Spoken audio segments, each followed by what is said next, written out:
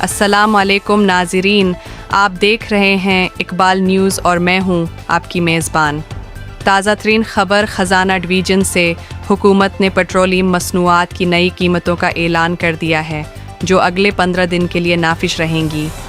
तफसीलात के मुताबिक हाई स्पीड डीज़ल में बड़ी कमी कर दी गई है और ये 12 रुपये 84 पैसे फ़ी लीटर सस्ता हो गया है। इसके साथ मिट्टी के तेल की कीमत में भी 7 रुपये 19 पैसे फ़ी लीटर कमी की गई है।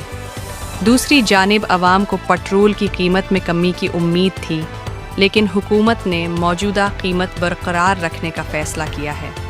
ये नई कीमतें आज रात 12 बजे से मुल्क भर में नाफिज़ अमल होंगी।